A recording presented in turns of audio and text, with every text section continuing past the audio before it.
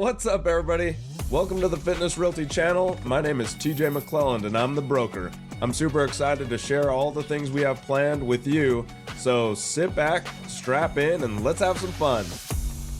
What's up, everybody? My name is TJ McLelland. I am the broker of Fitness Realty. I'm here to bring you December's market update. So without further ado, let's get cracking. Last month, I started with the 30-year mortgage rates. I really want to start with that every single time just because that's what's on everybody's mind right now. So as you can see, I've got this up right here. We've got our 300K amount. I mean, obviously we can bump that up if we needed to, but you guys can go here to just Google. I like this for just general numbers, but if you're going to get pre-qualified, talk to a lender. We have tons of great lender partners that you could talk to and get real raw data, because without raw data, you're making a really crappy assumption about what you can afford or what the numbers actually mean. This video is sponsored by Liquid Death. Just kidding. They don't sponsor me. I really wish they did though. Okay. But you can see this huge nosedive. So you can see we had this great incline and then we had all those Fed rate hikes, of course, but we kind of went steady from like end of September into November. And then we started getting better market data. So the CPI index was coming down a little bit. Jerome Powell and the Fed have started to say words that signal that they're going to be softening the interest rate hikes and not doing them as many basis points every time. And so they're just being very transparent about what they're going to do, which is creating some solid footing for the economy. And solid footing helps people make choices, right? I mean, in the unknowns, nobody knows what's happening. And so people are scared and fearful. And so right now, while the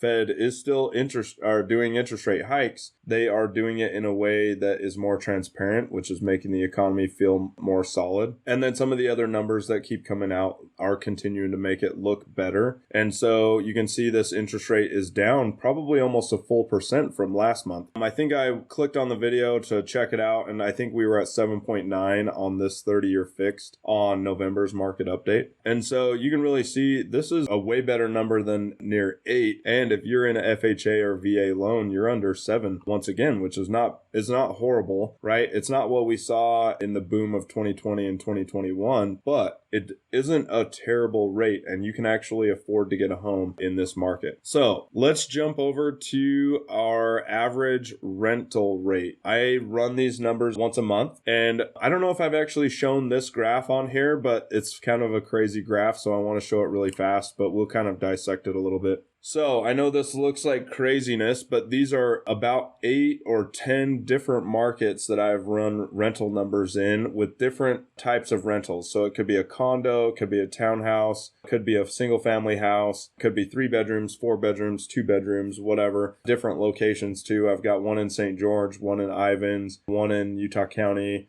a bunch in Salt Lake County, and then I think we have one in Tooele County. I haven't done any in Weber and Davis County. I just don't have any investors up there. So one day maybe I will run those. But right now I'm just running these specific markets. You can kind of see them over here on the side. 3-bedroom Harriman condo, 4-bedroom Harriman single family house. You get the idea. The thing that I wanted to show really quick is a trend line that we're seeing. So this is the average graph that I've got running. I like this little faded line here that kind of shows you a trend. And so you can see right around December 2018, we were above this trend line. And then you can see we kind of dipped down below a little bit in 2020, 2021. And then you can see we really rocketed up with rent cost. And so I want to show this other picture. We're going to look at this picture on my next slide as well, or my other Excel spreadsheet or Google Sheets. But you can kind of see this little trend, right? You saw this up market, down market on this other graph, right? So you can see we had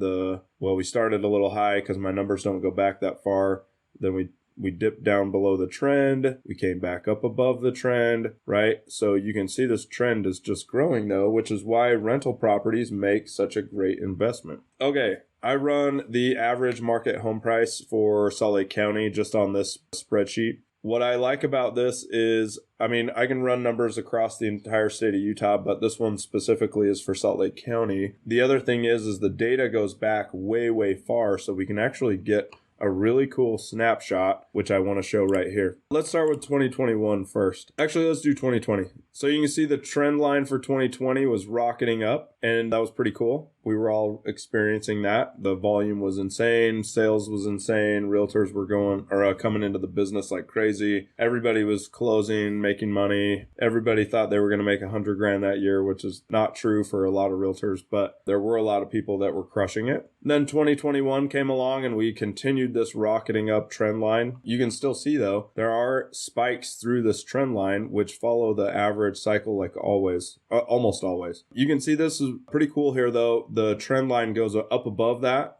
or this line goes above the trend line in this May, June, July time frame. That happens a lot of times. June, July, it's a little bit above it. 2020 was an awkward year. Let's check out 2019. So you can see that the average was above it March, April, May, June. July, it was right on top of the trend line. And so that's why I always suggest to sellers, like if we can list your home in about April, May, most likely you're going to get the best contract that you could for that year. It's not always the case, right? I mean, this year, May looked pretty good. June, above the trend line, awesome. July, above it, of course. You can always see it trails off through October, November, December. Everybody hates to move around the holidays. And then January, of course, everybody's trying to figure out what they're doing. And so that's why it tends to ramp up May, June, July. All right. The thing that I wanted to show was this average graph. Okay. So you can see I've ran my numbers all the way back to 1996, where it was above the trend line, below the trend line, above the trend line, below the trend line, which is a little interesting, right? So you can see we always talk about the 07-08 crash, but it actually took a while for it to come down below the trend line. And so you can see it took all the way until about 2011, maybe the first part of 2012, for us to bottom out in the market, which is why real estate takes so long for everything to manifest in it, because it just moves so much slower, which is also good, right? The thing about the market moving slowly is that you can anticipate things, let things happen, move through the market. It's not like it happens tomorrow. You can really kind of see these trends that are showcasing, right? So the thing that I want to point out right now is that we spent a lot of time below the trend line, and then we rocketed up over the trend line as the Fed was just pouring money onto the fire. But you can see we hit this peak and we're on a downward trend. And so nobody really knows where this is going to end up, right? The downward trend could come down here and touch this trend line and go back up, or like traditional, it could go down below this trend line like in 07, 08, and 09 and just continue to come back up later. I'm not going to forecast anything here other than I do believe that we'll continue down a little ways. This down a little ways could mean the average home price in Salt Lake County comes to like $550. We just don't know what that looks like. And the trend line is going to continue to come up, of course, with the home values and things like that. And so when that trend line comes up, we may or may not come down too far below that, but the trend line has come up so far that it doesn't really look like things tapered off as much as people are anticipating. And so that's why if you're a first-time home buyer and you're like, I just really need a house, just buy one. It doesn't really matter, because if you're renting and you're chucking like $24,000 a year on rent down the toilet for somebody else, you're not doing yourselves any favors, right? I mean, there's a way that you can get into a home, get pre-qualified, and start earning equity for yourself. Now, I'm not bashing on renters, of course, and tenants, because we all need tenants for our rental units. So I'm not saying that's a bad way, and I'm not saying that you shouldn't rent. I'm just saying if it looks like it's a great idea for you to buy a home, it's a great idea to buy a home at any of these intervals. I'll give you a little personal experience as well. Even me looking at this graph, we have a house under contract to buy another house in our neighborhood. And I know I've said this quite a few times, but I'm not fearful. We're going into that home. We're purchasing it. We're going to push forward, and we're going to start renting out the current home that I'm in right now and make it our second rental, which is pretty awesome to say. So thank you, everybody that's mentored me along the road and helped me get to the point where we're at now. Okay. As you guys know, I love to come to this website and talk about the graphs that are on here. Thank you, Utah Real Estate, for putting this together. This is what our dues and our board dues go to as real estate agents. So I really love that they come down and give a ton of stats that we can use to help our clients understand the market. All right. So the number of listings entered, you can just see this trend line is down below where we have been in the past. And so you can just see the number of residential listings entered into the MLS right now are just kind of getting depressed. But they did kind of follow this. I call it a turtle shell. It kind of is a turtle shell to me. Like, here's a head, here's the turtle shell coming up and tapering off at the back. So I feel like we pretty closely followed this trend line. I mean, we did kind of rock it up in April, May, and June while people were like, hey, I'm seeing something in the market. Let's try to list and capitalize on the market. And then we kind of had a bunch of the Fed rate hikes in here. And then you can kind of see we dipped down and then we went underneath the trend. Hopefully you guys make it through this. I'm always grateful for all of our supporters. You guys have helped us grow and our podcast is growing like crazy. So thank you. Let's talk about active listings. So you can see active listings comparative to 2021. We have way more active listings. We are starting to taper off. That's just the nature of the beast. Once we hit like the holidays, people don't really list right now unless they have to sell, which kind of just makes it the traditional market trend. It'd be interesting to see this graph overlaid with like the 4 previous years to that, kind of like the other graphs have, but they don't have that. So it's just interesting to see that we do have a lot more inventory on the market right now. So that just makes it a very strong buyer's game. You can actually get some closing costs. You can get your inspections paid for sometimes. There's a lot of cool things that we can do for buyers. So this is a great time for a buyer to get in there and get what they want because there's not as much pressure. Let's see, average number of active residential listings per day per month. So you can see we really changed the trend. Okay, so you can see we did this trend reversal. We were kind of mirroring 2021 at the start of the year. And then, of course, things really started changing. And then it was like, ooh, never mind. We need all these inventory or let's list. And we had all this inventory sitting stagnant. So now you can kind of see we've reverted back to a 2018, 2019 norm, which kind of looks the same. Like, look how close it mirrors this green line. I mean, obviously not the first part of the year because the first part of the year more matched 2021. Right? So you can really see that. If they could lop this off in the middle, it probably would look like this, straight across the orange, then boop, straight across the green, which is kind of what it looks like. So I don't know. I'm a visual person. I hope this kind of helps you guys see that right now we have a lot of inventory.